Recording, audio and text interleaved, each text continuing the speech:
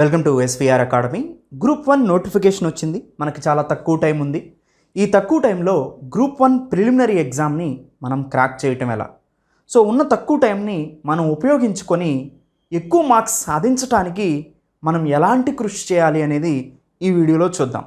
దీనికి సంబంధించి మనకి ముందు ఇన్పుట్స్ ఏంటంటే, ఇంతకుముందు అడిగినటువంటి ఎంసీక్యూస్, ఇంతకుముందు వచ్చినటువంటి ఏరియాస్, ఇంతకుముందు ఆ ఏరియాస్ ఆ ఎంసీక్యూస్ సిలబస్ని బేస్ చేసుకొని ఏ ట్రిక్స్ని ఫాలో అయ్యారు, ఇది మనకు మోస్ట్ ఇంపార్టెంట్ అండి.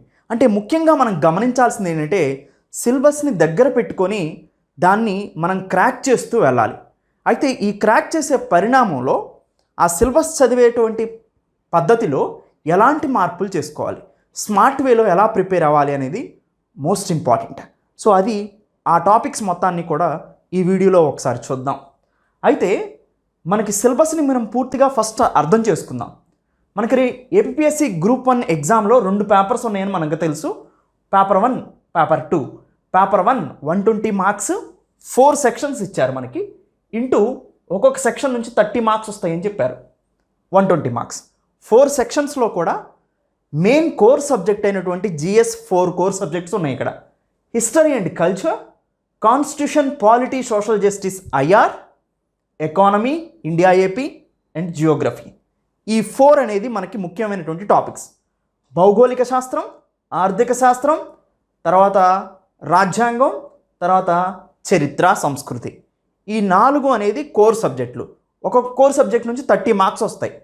ఈ 30 మార్క్స్ వచ్చేటప్పుడు సిలబస్ ప్రకారంగా మనం తక్కువ శ్రమతో ఎక్కువ మార్క్స్ సాధించాలంటే ముందు మనకి చూడాల్సినటువంటి ఇంపార్టెంట్ పాయింట్ ఏంటంటే అండి, ఎక్కువగా ఈ మధ్య క్వశ్చన్ పేపర్స్ని కనుక మనం చూస్తే, ఎంసీక్యూస్ని మనం పరిశీలిస్తే మనకు ఒక ట్రిక్ వదులుతున్నారు. ఆ ట్రిక్ ఏంటంటే యూపీఎస్సి ప్యాటర్న్లో అడుగుతున్నారు. సో మనకి ఈవెన్ ఆల్మోస్ట్ ఏపీఎస్సి గ్రూప్ 1 కానీ గ్రూప్ 2 కూడా యూపీఎస్సి స్టాండర్డ్లో మనకి ఎంసీక్యూస్ని అడుగుతున్నారు. ఎందుకంటే కొంచెం స్టాండర్డ్స్ని ఇంప్రూవ్ చేశారు 2016 తర్వాత. ప్రీవియస్ ఇయర్ లాస్ట్ 2 సంవత్సరాల పేపర్లో మనం చూస్తేనే మనకు అర్థమవుతుంది ఇది. అంతకుమంది ముందు పేపర్లు కనుక మీరు అబ్జర్వ్ చేసి నేమ్స్, డేట్స్ మీద ఎక్కువగా ఫోకస్ చేస్తే మనకి తక్కువ మార్క్స్ రావడానికి అవకాశం ఉంది. ఎక్కువగా కాన్సెప్ట్ ఓరియంటెడ్ ఎంసీక్యూస్ అడుగుతున్నారు. దీన్ని మనం గమనించాల్సిన అవసరం ఉంది. అయితే మోస్ట్ ఇంపార్టెంట్ పాయింట్ ఏంటి, యూపీఎస్సీని వీళ్ళు ఫాలో అవుతున్నారు కాబట్టి సమకాలీన అంశాల మీద ఎక్కువ ఫోకస్ చేసి స్టాండర్డ్ ఎంసీక్యూస్ని కూడా అలా అడుగుతున్నారు. అంటే ఇక్కడ మనకి కరెంట్ అఫైర్స్ని స్టాండర్డ్ సబ్జెక్ట్స్తో లింక్ చేసుకొని చదవాల్సిన అవసరం ఎక్కువగా ఏర్పడింది. సపోజ్ చూడండి, constitution, polity, social justice, international relations, రాజ్యాంగము, దాని తర్వాత సామాజిక న్యాయం, ఇంటర్నేషనల్ రిలేషన్స్, అంతర్జాతీయ అంశాలు. సపోజ్ ఇంటర్నేషనల్ రిలేషన్స్లో మీరు చూస్తే ఫారెన్ పాలసీస్ కానీ, నైబర్హుడ్ పాలసీస్ కానీ, తర్వాత అదర్ ఫారెన్ ఇన్స్టిట్యూషన్స్ గురించి కానీ మనకి ఎక్కువగా ఎంసీక్యూస్ అడుగుతారు. తర్వాత సోషల్ జస్టిస్లో హ్యూమన్ ఎంపవర్మెంట్ గురించి, ఉమెన్ ఎంపవర్మెంట్ గురించి, హ్యూమన్ రైట్స్ గురించి, ఉమెన్ రైట్స్ గురించి, ఎస్సీ ఎస్టీ రైట్స్ గురించి మనకి ఎక్కువగా ఫోకస్ చేస్తారు. కాన్స్టిట్యూషన్ అండ్ పాలిటీ, రీసెంట్గా సుప్రీంకోర్టు ఎవల్యూషన్ ప్రాసెస్ ఎలా ఉంది, కాన్స్టిట్యూషన్కి సంబంధించి డిఫరెంట్ కేసెస్ ఏంటి, రీసెంట్గా ఇంపార్టెంట్ కేసెస్ వస్తున్నాయి. స్టాండర్డ్ పాలిటీ, సో రీసెంట్గా మనకి ప్రెసిడెన్షియల్ ఎలక్షన్స్ జరిగినాయి, ప్రెసిడెంట్ గురించి అడగొచ్చు. వైస్ ప్రెసిడెన్షియల్ ఎలక్షన్స్ జరిగినాయి, వైస్ ప్రెసిడెంట్ గురించి అడగొచ్చు. రీసెంట్గా అటార్నీ జనరల్ అపాయింట్ అయ్యారు, అటార్నీ జనరల్ గురించి అడగొచ్చు. ఇక్కడ నేనేమంటున్నానంటే, రీసెంట్గా జరిగిన ఈవెంట్, సపోజ్ అటార్నీ జనరల్ని రీసెంట్గా అపాయింట్ చేసింది గవర్నమెంట్, చేసినప్పుడు అటార్నీ జనరల్కి సంబంధించిన ఆర్టికల్స్ ఏంటి, 3 ఇయర్ టైమ్స్కి గవర్నమెంట్ ఎందుకు అపాయింట్ చేసింది, అటార్నీ జనరల్ గురించి 360 డిగ్రీస్ చదువుకోవడం మోస్ట్ ఇంపార్టెంట్. ఇది ఎక్కడ దొరుకుతుంది మనకి, పాలిటీ బుక్లో దొరుకుతుంది. కానీ మనకు లింక్ ఎక్కడ దొరికింది, కరెంట్ అఫైర్స్లో దొరికింది. అంటే కరెంట్ అఫైర్స్ బ్యాక్వర్డ్ లింకేజ్ చదవటం వల్ల కరెంట్ అఫైర్స్తో పాటుగా మనకి ఏ ఎంసీక్యూని అడుగుతున్నారు మనకంటే చాలా వ్యాస్ట్ కదండి జిఎస్. అందుకనే పేపర్ సెట్టర్స్ కూడా ఎప్పుడూ కూడా ఒకటి మైండ్లో ఉంచుకుంటారు, రీసెంట్గా వచ్చిన అంశాలని వీటితో జత చేస్తారనమాట. అది మోస్ట్ ఇంపార్టెంట్. మనం ఎకానమీ పరంగా చూసామనుకోండి, రీసెంట్గా జిఎస్టీ కలెక్షన్ బాగా ఇంక్రీజ్ అవుతుంది. అందుకని జిఎస్టీ మీద ఎంసీక్యూస్ రావడానికి అవకాశం ఉంది. అంటే రీసెంట్ కరెంట్ అఫైర్స్ని కరెంట్ అఫైర్స్ లాగే చదవటం కాదు, కరెంట్ అఫైర్స్తో పాటుగా దాన్ని స్టాండర్డ్ సబ్జెక్ట్తో లింక్ చేసుకొని చదవటం అనేది మోస్ట్ ఇంపార్టెంట్. అందుకని ఎస్విఆర్ అకాడమీలో కరెంట్ అఫైర్స్ సెక్షన్ మీరు చూసినట్టయితే ఆల్రెడీ ఎస్విఆర్ స్టూడెంట్స్ కూడా చూస్తున్నారు. కరెంట్ అఫైర్స్ ఒక్కటే చదవటం వల్ల ఉపయోగం లేదు, అవి 30 మార్క్స్కే వస్తాయి.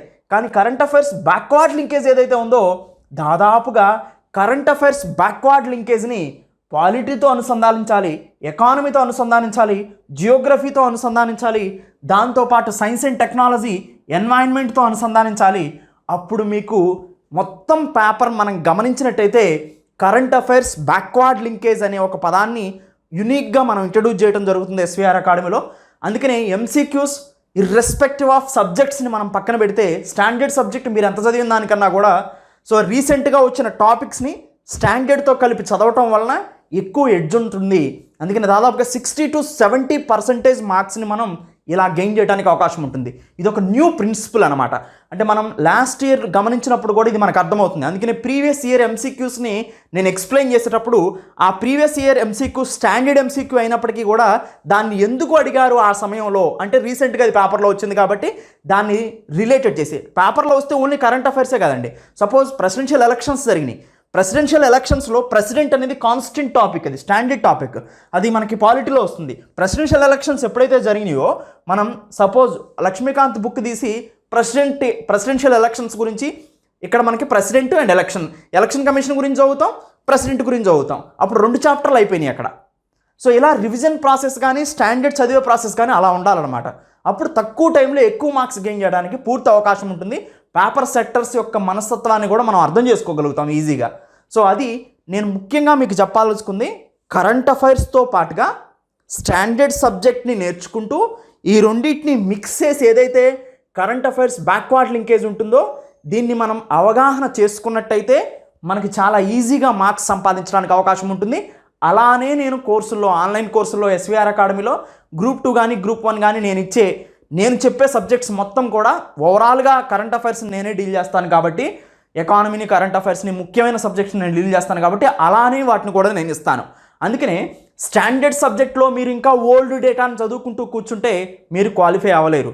రీసెంట్ డేటాని అప్డేట్ చేస్తూ స్టాండర్డ్ సబ్జెక్ట్ని కూడా అప్డేట్ చేసుకున్నప్పుడు మాత్రమే మీరు ఎక్కువ మార్క్స్ సంపాదించడానికి అవకాశం ఉంటుంది. సపోజ్ ఈ 4 సెక్షన్లో ఇప్పుడు నేను ఇప్పుడు చెప్పిన కరెంట్ అఫైర్స్ బ్యాక్వర్డ్ లింకేజ్ అనే టాపిక్ని అన్నిటికీ వర్తిస్తుంది. అంటే నా ఒపీనియన్ ప్రకారం, నాకున్న అనుభవం ప్రకారం, నేను 2 times యూపీఎస్సీ మెయిన్స్ ఎగ్జామ్ రాశాను. దాని తర్వాత నేను డిఫెన్స్ ఎక్స్పర్ట్. ఈ అన్నిటి విషయాలను మనం సంగ్రహించుకున్నప్పుడు నాకున్నటువంటి పరిజ్ఞానం మేరకు నేను మెయిన్స్ ఆన్సర్ రైటింగ్ రాసిన పరిస్థితులు, సిచ్యువేషన్ని బేస్ చేసుకొని యూపీఎస్సీ ప్యాటర్న్ ఏంటంటే కరెంట్ అఫైర్స్ బ్యాక్వర్డ్ లింకేజ్, సమకాలీన అంశాల మీద మీకు పూర్తి అవగాహన ఉండాలి. దాన్ని స్టాండర్డ్ సబ్జెక్ట్తో చూసుకోవాలి. సపోజ్ హిస్టరీ ఉందండి. హిస్టరీ ఎందుకు కావాలి మనకి? హిస్టారికల్లో వాళ్ళు ఎలా రూల్ చేశారు, అడ్మినిస్ట్రేషన్ ఎలా ఉంది, కల్చరల్ ఎలా ఉంది, ఆర్ట్ అండ్ ఆర్కిటెక్చర్ ఎలా ఉంది, అలా వాటిని అర్థం చేసుకొని వాటిలో ఉన్నటువంటి ఇంపార్టెంట్ పాయింట్స్ని తీసుకొచ్చి ఇప్పుడున్న సమాజాన్ని మనం ఎలా డెవలప్ చేయగలుగుతాము ఒక అడ్మినిస్ట్రేటర్గా, అలా ఆ టైప్ క్వశ్చన్స్ అడుగుతారు. ఎందుకంటే నేను ఒక డిస్ట్రిక్ట్ మెజిస్ట్రేట్ అయితే, లేదా ఒక సబ్ కలెక్టర్ అయితే, లేదా ఒక డిఎస్పీ అయితే నాకు అడ్మినిస్ట్రేషన్ చేయాలి. ఆ అడ్మినిస్ట్రేషన్ని హిస్టారికల్ పాయింట్ ఆఫ్ వ్యూ నుంచి నేను ఎలా గమనించవచ్చు. అలా తర్వాత పాలిటీ ఉంది. కాన్స్టిట్యూషన్ అంటే విత్ ఇన్ ద లిమిట్స్లో నేను వర్క్ చేయాలి. గవర్నమెంట్కి ఎక్స్ట్రీమ్ పవర్స్ లేవు. సపోజ్ ఒక రోడ్డు ఉంటే, ఒక రోడ్లో 2 జీబ్రా లైన్స్ ఉంటే, మనకు వైట్ లైన్స్ ఉంటాయి కదా. ఒక పెద్ద ట్రక్ ఇటు వెళ్తూ ఉంటుంది, ఇంకొక చిన్న కార్లు ఇంకొక వైపు వెళ్తూ ఉంటాయి, బైక్స్ కోసం ఇంకొక లైన్ ఉంటుంది. ఆ లైన్ కనుక తప్పితే ఎలా అయితే అన్నీ కొలాప్స్ అవుతాయో, ఎలా అయితే అన్నీ ఢీకొంటాయో, అలానే కాన్స్టిట్యూషన్లో ఇచ్చినటువంటి ఫండమెంటల్ రైట్స్ కానీ, ఫండమెంటల్ డ్యూటీస్ కానీ, డైరెక్టివ్ ప్రిన్సిపల్స్ ఆఫ్ స్టేట్ పాలసీస్ని కానీ మనం గౌరవిస్తూ కోర్టు ఎన్ష్యూర్ చేస్తూ అడ్మినిస్ట్రేషన్ క్లియర్గా ఉండాలి అనే ఉద్దేశంతో ఒక అడ్మినిస్ట్రేటర్కి పాలిటీ, కాన్స్టిట్యూషన్, సోషల్ జస్టిస్ ఇవన్నీ తెలియాలి. అదర్ కంట్రీస్తో మన రిలేషన్స్ తెలియాలి. అందుకని పాలిటీ అండ్ కాన్స్టిట్యూషన్ని మనకు నేర్పడం జరుగుతుంది. ఇవి కాకుండా జనరల్ సైన్స్ సబ్జెక్ట్ పెట్టుకోవచ్చు, ఫిజిక్స్, కెమిస్ట్రీ అవన్నీ. అవి కాకుండా ఇవే ఎందుకు పెట్టారు అంటే మనం అడ్మినిస్ట్రేషన్ అనేది పర్ఫెక్ట్గా ఉండాలి కాబట్టి. మీరు ఎక్కడైతే పరిపాలన కొనసాగిస్తున్నారో, లేదా మీరు ఎక్కడైతే జాబ్ చేస్తున్నారో ఒక హయ్యర్ ప్రొఫైల్లో, ఒక అడ్మినిస్ట్రేటర్గా, ఒక సివిల్ సర్వెంట్గా, అప్పుడు మీకు ఆ సిచ్యువేషన్ తెలియాలి, ఆ స్టేట్ యొక్క ఎకానమీ ఏంటో తెలియాలి. అప్పుడే మీరు స్పెండ్ చేయగలుగుతారు, ఇన్కమ్ని జనరేట్ చేయగలుగుతారు. అది కంట్రీ అయినా స్టేట్ అయినా కానీ. జియోగ్రఫీ, ఆ జియోగ్రఫికల్ పొజిషన్ మీకు తెలిస్తేనే అక్కడ ఏ పంటలు పండుతాయో తెలుస్తాయి, లేదా మిగతా పరిస్థితులన్నీ మీకు అర్థమవుతాయి. ఎప్పుడు రైన్స్ వస్తాయి అక్కడ. ఇప్పుడు సపోజ్ 1 district 1 product అన్నారు, ఆ డిస్ట్రిక్ట్లో ఏ ప్రోడక్ట్ బాగుంటుంది, దాన్ని ఎక్స్పోర్ట్ చేయటం ఎలా అనేది ఒక డిస్ట్రిక్ట్ అడ్మినిస్ట్రేషన్ చేతిలో ఉంటుంది. అందుకు ఈ సబ్జెక్ట్స్ని పెట్టింది. దానికి తగ్గట్టుగా ఎగ్జామ్లో క్వశ్చన్లు అడుగుతారు. అందుకనే సమకాలీన విషయాల్ని ఓల్డ్ డేటాతో పాటుగా రీసెంట్గా అప్డేట్ చేస్తూ చదివినప్పుడు మనకి ఎక్కువ మార్క్స్ వస్తాయి. ఇదే ఇన్నర్ పాయింట్. దీన్ని కనుక మీరు అర్థం చేసుకొని కనుక సబ్జెక్ట్ని చదువుతూ ఉంటే ఆటోమేటిక్గా సబ్జెక్ట్ ఈజీగా వస్తుంది, దాంతోపాటు ఎక్కువ మార్క్స్ గెయిన్ చేయడానికి అవకాశం కూడా మీకు ఉంటుందన్నమాట. సో ఎనీవే, మీకు constitution, polity, social justice, IR మనకి తక్కువ మార్క్స్ వస్తాయి. దీంట్లో సోషల్ జస్టిస్ కూడా తక్కువ మార్క్స్ వస్తాయి, ఎందుకంటే ఇదొక టాపిక్ ఉంది. సో ఎక్కువగా మనకి కాన్స్టిట్యూషన్ అండ్ పాలిటీ నుంచే 5-6 స్టేట్మెంట్స్ ఉన్నాయి. సో అందుకనే కాన్స్టిట్యూషన్ అండ్ పాలిటీ, తర్వాత సోషల్ జస్టిస్ అండ్ ఐఆర్ ఈ రెండు కూడా కరెంట్ అఫైర్స్ నుంచే కంప్లీట్గా వస్తాయి. ఫారెన్ పాలసీ ఒకటి ఎక్స్ట్రా చదువుకుంటే సరిపోద్ది. సో ఇండియన్ ఫారెన్ పాలసీ అనేది, దాంతోపాటుగా social justice and international relations, మిగతా అంతర్జాతీయ అంశాలన్నీ కూడా మనకి క్షుణ్ణంగా కరెంట్ అఫైర్స్లో కవర్ అవుతూ ఉంటాయి. పర్ఫెక్ట్గా చూస్తే కరెంట్ అఫైర్స్లో కవర్ అవుతాయి అంటే మీరు ఇది ఎక్కడో చేసి ఎక్కడో ఒకటి చదువుకుంటే కుదరదు. సో మిమ్మల్ని నేను ఎలా చెప్తానంటే, కరెంట్ అఫైర్స్ చెప్పేటప్పుడు ఒక ఎంసీక్యూ ఇచ్చి దాన్ని ఎక్స్ప్లెయిన్ చేసి ఇది దేనికి సంబంధించిందో చెప్తాను. ఇంటర్నేషనల్ రిలేషన్స్ అంటాను, అప్పుడు దాన్ని చదువుకోవాలి. సో అది మోస్ట్ ఇంపార్టెంట్. అంటే కరెంట్ అఫైర్స్లోనే నేను ఈ సబ్జెక్ట్స్ అన్నింటినీ కూడా ఒకేసారి లేపేస్తూ పోతుంటాను. దాదాపుగా మంత్లీ నేను 10 నుంచి 12 మాడ్యూల్స్ ఇస్తాను, మంత్లీ మాడ్యూల్స్. ఈ 12 మాడ్యూల్స్లోనే ఆ మంత్లో వచ్చిన ఇంపార్టెంట్ ఎకానమీ కానీ, పాలిటీ కానీ, జియోగ్రఫీ కానీ, ఇంటర్నేషనల్ రిలేషన్స్ కానీ, సోషల్ జస్టిస్ కానీ, గవర్నెన్స్ కానీ, సైన్స్ అండ్ టెక్నాలజీ కానీ, ఎన్వైరన్మెంట్ కానీ పూర్తిగా కవర్ అవుతాయి. సో అది నా అష్యూరెన్స్ అనమాట. So already SVR academy online స్టూడెంట్స్కి తెలుసు ఈ విషయం ఏంటనేది. సో ఎకానమీ విషయానికి వస్తానండి, India and AP. Indian economy నుంచి ఎక్కువ మార్క్స్ వస్తాయండి, ఏపీ ఎకానమీ అనేది తక్కువ మార్క్స్ వస్తాయి. ఏపీ ఎకానమీలో మనకి మోస్ట్ ఇంపార్టెంట్, ఎక్కడి నుంచో చదవాల్సిన అవసరం లేదు. ఏపీ ఇండస్ట్రీస్ కానీ, ఏపీ సర్వీసెస్ కానీ, ఏపీ అగ్రికల్చర్ కానీ, ఈ మూడు కూడా మనకి AP budget, AP social economic సర్వేలో కవర్ అవుతాయి. దాంతోపాటు ఏపీ జియోగ్రఫీ కానీ, ఏపీకి సంబంధించిన స్కీమ్స్ కానీ అన్నీ ఏపీ సంబంధించిన సోషల్ ఎకనామిక్ సర్వే ఏపీ బడ్జెట్లో నేను కవర్ చేశాను. మొత్తం ఇక్కడ ఏపీకి సంబంధించిన ఇష్యూస్ అన్నీ ఇక్కడ కవర్ అవుతాయి. AP Geography, AP economy, AP special subjects, దాంతోపాటు ఏపీ రీఆర్గనైజేషన్ యాక్ట్ కూడా దీంట్లో మనకి యాడ్ చేశారు ఒక పాయింట్లో. సో దీన్ని కూడా మీరు ఏపీ రీఆర్గనైజేషన్ యాక్ట్ 2014, సో ఇది కూడా నేను ప్రొవైడ్ చేయడం జరిగింది మీకు. ఎనీవే, జియోగ్రఫీలో ఏపీ జియోగ్రఫీని మనకు అసలు మ్యాక్సిమం కనుమరుగు ఎక్కడ కనిపించదు. ఇండియన్ జియోగ్రఫీ ఒకటి బాగా కాన్సన్ట్రేషన్ చేయండి, సరిపోతుంది. సో ఈ 4 ముఖ్యంగా ఫస్ట్ పేపర్ 1 ఒకసారి చూద్దాం. పేపర్ 1 ఈ 4 ముఖ్యంగా మీరు కాన్సన్ట్రేషన్ చేయాల్సింది ఏంటంటే, ఫస్ట్ ఎక్కువగా చదవాల్సింది ఎకానమీ ఫస్ట్ ప్రిఫరెన్స్ అండి. Second preference constitution, polity, social justice, IR. అంటే ఇక్కడ కాన్స్టిట్యూషన్, పాలిటీతో పాటుగా సోషల్ జస్టిస్, ఐఆర్ యాడ్ చేశారు కాబట్టి ఇక్కడ 2-3 సబ్జెక్టులు అయినాయి. అందుకని దీన్ని సెకండ్ ప్రిఫరెన్స్ ఇచ్చాను. ఫస్ట్ ప్రిఫరెన్స్ ఎకానమీ ఒక్కటి చదువుకుంటే మీకు 30 మార్క్స్ రావడానికి ఎక్కువ అవకాశం ఉంది, చాలా ఈజీ. అందులో నేనే చెప్పాను కాబట్టి దాదాపుకి 30 మార్క్స్ ఎక్కడికి వెళ్ళవు. జియోగ్రఫీ థర్డ్ చదువుకోవాలి. తర్వాత లాస్ట్లో మీకు టైం ఉన్నప్పుడు, అన్నిటికన్నా లాస్ట్, ఈవెన్ పేపర్ 2 అయిపోయాక కూడా మీరు లాస్ట్లో టైం ఉంటే హిస్టరీకి వెళ్ళండి. దాంట్లో కూడా ఆర్ట్ అండ్ కల్చర్కి చదవండి, ఎక్కువ ప్రిఫరెన్స్ ఇవ్వండి. So modern history, art and culture. Andhra Pradesh history చాలా తక్కువగా ఉంటుంది, సో దాన్ని ఎక్కువగా ఫోకస్ చేయాల్సిన అవసరం లేదు. గ్రూప్ 2లో అయితే ఎక్కువగా ఉంటుంది మీకు అది. సో అయితే మనం ఇక్కడ మేజర్గా ఆర్ట్ అండ్ కల్చర్ని ఎక్కువగా ఫోకస్ చేయాల్సిన అవసరం ఉంది. Modern Indian history as well as art and culture. Ancient and medieval హిస్టరీలో మీరు ఎక్కువగా ఆర్ట్ అండ్ కల్చర్, సో సంస్కృతి, ఆర్ట్, సో ఈ రెండింటిని ఎక్కువగా ఫోకస్ చేయాలి. మోడర్న్ ఇండియన్ హిస్టరీని ఎక్కువగా చదువుకోవాలి. అంటే 1857 నుంచి మీరు ఎక్కువగా కాన్సన్ట్రేషన్ చేయాల్సిన అవసరం ఉంది. దాంతోపాటు యాన్సెంట్ అండ్ మిడివల్ హిస్టరీ చదివేటప్పుడు only culture topic, art and culture టాపిక్ని ఫోకస్ చేయండి. సో అంటే సింపుల్గా ఇక్కడ నేను చెప్పేది ఏంటంటే, ఇది లాస్ట్లో చదవండి. చదివేటప్పుడు కూడా మోడర్న్ ఇండియన్ హిస్టరీని ఎక్కువగా ఫోకస్ చేయండి. యాన్సెంట్ అండ్ మిడివల్ చదివేటప్పుడు ఎక్కువగా ఫోకస్ చేసి చదవాల్సింది సోషల్, కల్చరల్, ఆర్ట్ టాపిక్స్ని ఎక్కువగా చూడండి. సో అప్పుడు మీకు పూర్తిగా టాపిక్ అనేది ఈవెన్ మెయిన్స్ పరంగా కూడా మీకు అలానే ఎంసీక్యూస్ వస్తాయి, క్వశ్చన్స్ని అడగటం జరుగుతుంది అనమాట. ఎనివే, ఇది పేపర్ 1. పేపర్ 2 విషయానికి వస్తే, సో ఎప్పుడు గుర్తుపెట్టుకోండి, నేను పేపర్ 1, పేపర్ 2 చెప్పకముందే most important point current affairs backward linkage. ఒక హిస్టరీకి తప్ప మిగతా అన్నిటికీ కూడా ఈ పాయింట్ వర్తిస్తుంది. ముందు మీరు కరెంట్ అఫైర్స్ని క్షుణ్ణంగా చదవాల్సిందే. సో ఎక్కడి నుంచి ఎక్కడ చదవాలి ఏంటి విషయం అనేది దీంట్లో చూద్దాం. పేపర్ 2లో మనకి general mental ability and psychological abilities ఉంటాయి. సో దీంట్లో మనకి 17 స్టేట్మెంట్స్ ఇచ్చారండి సిలబస్లో. ఫస్ట్ నుంచి 15 స్టేట్మెంట్స్ కూడా అర్థమెటిక్ అండ్ రీజనింగే. 17వ స్టేట్మెంటే సైకలాజికల్ ఎబిలిటీస్, అంటే ఎథికల్ థింకింగ్ మీకు ఎలా ఉంది అడ్మినిస్ట్రేటర్ మీద అని ఇక్కడ అడుగుతారు ఎంసీక్యూస్. ఇదంత పెద్ద విషయమేం కాదు, చాలా ఈజీ. ప్రీవియస్ ఇయర్ ఎంసీక్యూస్ ఒక్కటి చూసుకోండి చాలు దీనికి. సో నేను కూడా కవర్ చేస్తాను ఎంసీక్యూస్ని మీకు ఎక్స్ప్లెయిన్ చేసేటప్పుడు. తర్వాత కానీ ఎక్కువగా మీరు ఫోకస్ చేయాల్సింది, ఎక్కువ మార్క్స్ వచ్చేది జనరల్ మెంటల్ ఎబిలిటీ. సో ఈ సెక్షన్ మొత్తం 120 మార్క్స్లో ఏబీగా డివైడ్ చేశారు. ఏ సెక్షన్ ఇది ఒకటే 60 మార్క్స్ ఉంటుంది. సో జనరల్ మెంటల్ ఎబిలిటీలో అర్థమెటిక్ అండ్ రీజనింగ్. తర్వాత బి టాపిక్ వచ్చేసి science and technology. Science and టెక్నాలజీలో మనకి 3 పార్ట్లు ఉన్నాయండి. సో సైన్స్ అండ్ టెక్నాలజీలో ముఖ్యంగా 2 పార్ట్లు ఉన్నాయి. ఒకటి సైన్స్ అండ్ టెక్నాలజీ, ఇక్కడ డే టు డే సైన్స్ అన్నారు కానీ మీరు జనరల్ సైన్స్ చదివారండి. ఫిజిక్స్, కెమిస్ట్రీ, బయాలజీలు ఏం చదవద్దు. సో చదివితే మీరు వెనకబడిపోయినట్టు అర్థం. ఎక్కడా కూడా మనకి ఫిజిక్స్, కెమిస్ట్రీ, బయాలజీలు ఉండవు. సైన్స్ అండ్ టెక్నాలజీ అనేది డే టు డే లైఫ్. అంటే స్పేస్ గురించి అడుగుతారు, స్పేస్ టెక్నాలజీస్, డిఫెన్స్ టెక్నాలజీస్ అడుగుతారు. అంటే సపోజ్ మీకు ఎగ్జాంపుల్ చెప్పాలంటే స్పేస్ అంటే ఇస్రో గురించి, నాసా గురించి, వాటి మిషన్స్ గురించి. డిఫెన్స్ గురించి చెప్పాలంటే డిఫెన్స్ టెక్నాలజీస్ ఉంటాయి. డిఫెన్స్ టెక్నాలజీస్ ఏంటంటే రీసెంట్గా ఐఎన్ఎస్ విక్రాంత్ కానీ, సో ఐఎన్ఎస్ విక్రమాదిత్య కానీ, సో ఇవన్నీ కూడా డిఫెన్స్కి సంబంధించింది. సో హావిట్జర్ గన్స్ కానీ, M777 గన్స్ కానీ ఇలాంటివి అనమాట. దాంతోపాటు స్పేస్, డిఫెన్స్, న్యూక్లియర్ టెక్నాలజీ అడుగుతారు. సో దాంతోపాటు ఇన్ఫర్మేషన్ కమ్యూనికేషన్ టెక్నాలజీ అడుగుతారు. 5G వచ్చింది రీసెంట్గా, ఇది ఎగ్జాంపుల్ అనమాట దీనికి. సో దాంతోపాటు హెల్త్కి సంబంధించిన టాపిక్స్ అంటే మీకు రీసెంట్గా COVID-19 వ్యాక్సిన్స్ కానీ, కోవిడ్ తర్వాత అదర్ డిసీజ్ వస్తుంది. తర్వాత మనకి రీసెంట్గా యానిమల్స్లో so different types of diseases వస్తూ ఉన్నాయి. వీటన్నిటిని కూడా మనం కవర్ చేయాల్సి ఉంటుందన్నమాట. అంటే సైన్స్ అండ్ టెక్నాలజీలో డే టు డే ఇనిషియేటివ్స్, తర్వాత సైన్స్ అండ్ టెక్నాలజీలో ఇండియా యొక్క పాత్ర, ఏం పాలసీస్ ఉన్నాయి, సో సైన్స్ అండ్ టెక్నాలజీని ఇంప్రూవ్ చేయడానికి, తర్వాత information communication technology, 5G technologies లాంటి, స్పేస్, దాంతోపాటు మోస్ట్ ఇంపార్టెంట్ ఎనర్జీస్ అంటే రెన్యూబుల్ ఎనర్జీస్ అండి. సోలార్ ఎనర్జీ కానీ, విండ్ ఎనర్జీ కానీ, జియోథర్మల్ ఎనర్జీ కానీ, టైడల్ ఎనర్జీ కానీ, ఇవన్నీ కూడా మోస్ట్ ఇంపార్టెంట్. ఎనర్జీ కన్జర్వేషన్ ఏంటి ఇక్కడ, తర్వాత ఎన్వైరన్మెంట్, గ్లోబల్ క్లైమేట్ చేంజ్ అవుతుంది కాబట్టి కోల్, అదర్ ప్రొడక్ట్స్ ఉపయోగించడం వల్ల మనకి గ్రీన్ హౌస్ కార్బన్ కాంపౌండ్స్ కదండి. సో అందుకని వీటిని నాన్ రెన్యూబుల్ ఎనర్జీస్ అంటారు. కోల్ కానీ, పెట్రోలియం అంటే పెట్రోల్, డీజిల్, కిరోసిన్ ఇవన్నీ కూడా.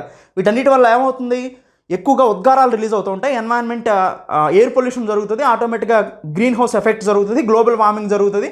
గ్లోబల్ వార్మింగ్ జరుగుతుందంటే ఆటోమేటిక్గా సీ ఓషన్స్ రైజ్ అవుతాయి, సీ టెంపరేచర్ రైజ్ అవుతుంది, హ్యాబిటబుల్ ప్లేసెస్ కాకుండా పోతాయి. ఇవన్నీ కాకుండా ఉండాలంటే మనం రెన్యూబుల్ ఎనర్జీస్ని ఉపయోగించుకోవాలి. పునరుత్పాదక ఇంధనాలు అంటే సోలార్ పవర్ కానీ, సౌర విద్యుత్ కానీ, విండ్ పవర్, పవన శక్తి కానీ, వీటన్ని టాపిక్స్ అన్నీ కూడా ఇక్కడ కవర్ అవుతాయండి ఎనర్జీలో. సో ఇది ఒక మోస్ట్ ఇంపార్టెంట్ పాయింట్. సో లాస్ట్లో ఎన్వైరన్మెంట్ కూడా సైన్స్ అండ్ టెక్నాలజీలో పార్ట్గా ఇచ్చారు వీళ్ళు. సో ఎన్వైరన్మెంట్ ఒక టాపిక్ ఇచ్చారు, మిగతా 4 పార్ట్స్ కూడా science and technology day to day life, development in India, science and technology development in India, information communication technology, space, energy, ఇవన్నీ కూడా. సో అంటే ఇక్కడ environment and science and technology ఈ 2 కూడా మోస్ట్ ఇంపార్టెంట్. ఏంటంటే కరెంట్ అఫైర్స్లో వచ్చే మనకి MCQకి వస్తాయి కానీ సపరేట్గా ఉన్నటువంటి ఏమీ రావు. సో అంటే లాస్ట్ 1.5 year 2 years కరెంట్ అఫైర్స్లో ఉన్నాయన్నీ మనం చూసుకుంటే మొత్తం సబ్జెక్ట్ మొత్తం కవర్ అయిపోతుంది. దీంట్లో సిలబస్లో వచ్చిన ప్రతి పదం కవర్ అయిపోతుంది 1 year 1.5 year మనం వెనక్కి వెళ్తే. తర్వాత most important current events, national, international importance, ఇవి 30, సైన్స్ అండ్ టెక్నాలజీ, ఎన్వైరన్మెంట్ 30, మొత్తం 60 మార్క్స్ ఇవి. Plus arithmetic and reasoning 60 marks, మొత్తం 120 మార్క్స్ ఇవి. సో అంటే ఇప్పటి వరకు మనం పేపర్ 1, పేపర్ 2 చూసాం కదా. పేపర్ 1లో ఈ 4గిట్లో ముందేం చదవాలి, సో పేపర్ 1, పేపర్ 2లో ముందు ఏ ఆర్డర్ మనం ప్రిపేర్ అవ్వాలో ఇప్పుడు చూద్దాం ఒకసారి.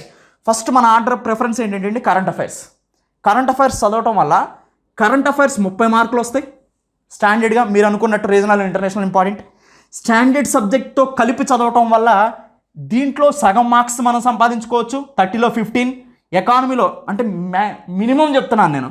సో ఎకానమీలో ఇక్కడ కూడా 25 మార్క్స్ సంపాదించుకోవచ్చు, ఇక్కడ కూడా 15 మార్క్స్ సంపాదించుకోవచ్చు. సో అంటే ఈజీగా మనం మార్క్స్ని గెయిన్ చేసే పద్ధతి అనమాట. ఓన్లీ కరెంట్ అఫైర్స్ని క్షుణ్ణంగా చదవటం వల్ల. ముఖ్యంగా నేను ఇచ్చే కరెంట్ అఫైర్స్ మీకు బాగా ఉపయోగపడతాయి, ఎందుకంటే నేను లింకేజ్ చేసి ఇస్తాను. మీరు ప్రత్యేకంగా మళ్ళీ ఆలోచించాల్సిన అవసరం ఏముండదు. అంటే స్టాండర్డ్ ప్లస్ కరెంట్ అఫైర్స్ ఈ 2 కలిపితే మనం కరెంట్ అఫైర్స్ బ్యాక్వర్డ్ లింకేజ్ అంటాం.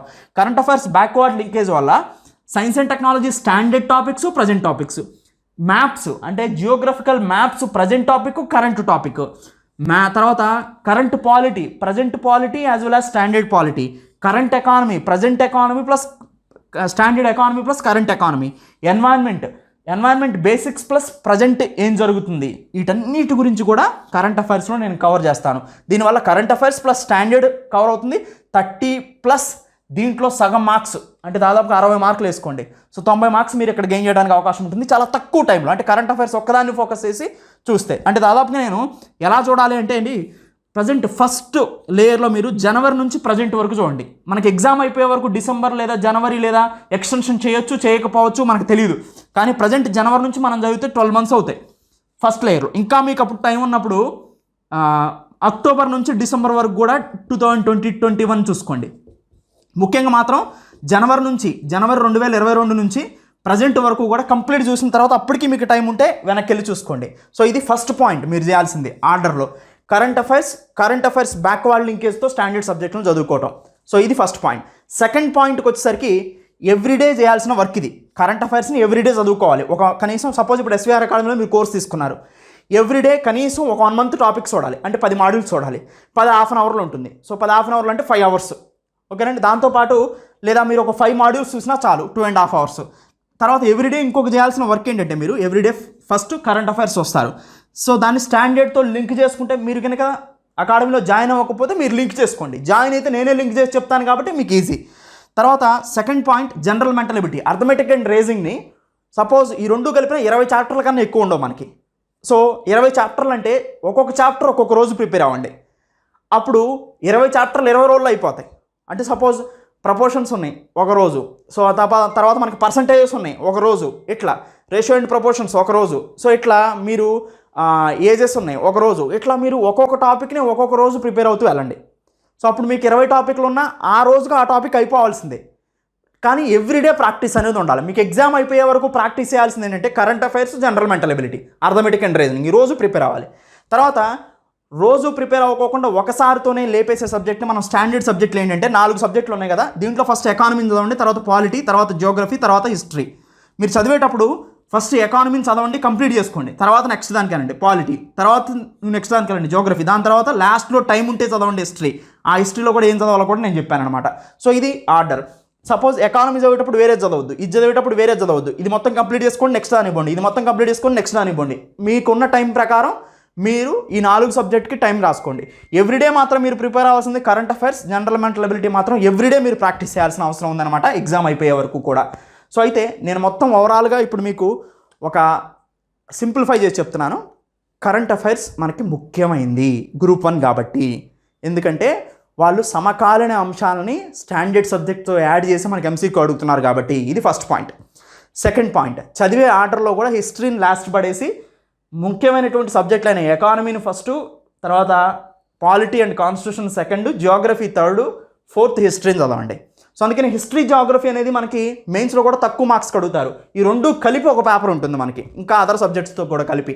సో అందుకని ఎకానమీ చూస్తే ఎకానమీ ఒకటి సింగిల్ పేపర్ ఉంటుంది, పాలిటీ కాన్స్టిట్యూషన్ చూస్తే ఇది ఒకటే సింగిల్ పేపర్ ఉంటుంది. అందుకనే మనకి మెయిన్స్లో కూడా మనకి ఇలా చదవటం వల్ల అంటే సో పూర్తిగా మనం వెనక్కి చదవద్దని అనట్లేదు, లాస్ట్లో మనకి ప్రయారిటీ ఇద్దాం.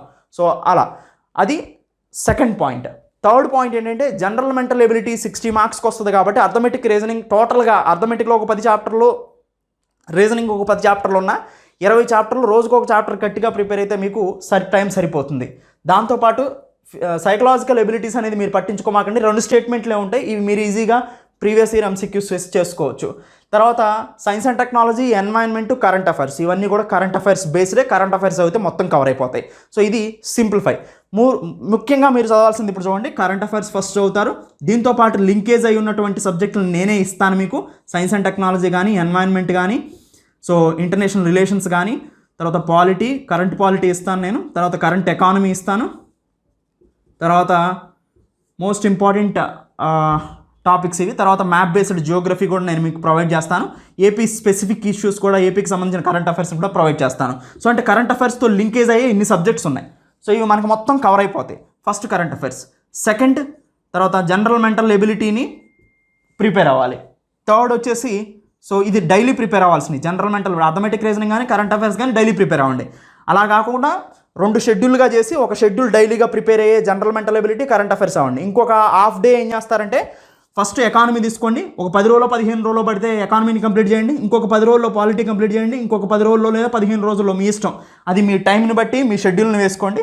తర్వాత ఇంకొక టైంలో ఇంకొక షిఫ్ట్లో జియోగ్రఫీ, ఇంకొక లాస్ట్లో టైం ఉన్నప్పుడు హిస్టరీ చదవండి. ఇలా ప్రిపరేషన్ కనుక మీరు కంటిన్యూ చేసినట్టయితే మ్యాక్సిమం మార్క్స్ని గెయిన్ చేయడానికి అవకాశం ఉంటుంది. ముఖ్యంగా current affairs and backward linkage చదివినా సో దాదాపుగా మీరు క్వాలిఫై అయ్యే మార్క్స్ని, కట్ ఆఫ్ మార్క్స్ని సంపాదించడానికి ఎక్కువగా అవకాశం ఉంటుంది.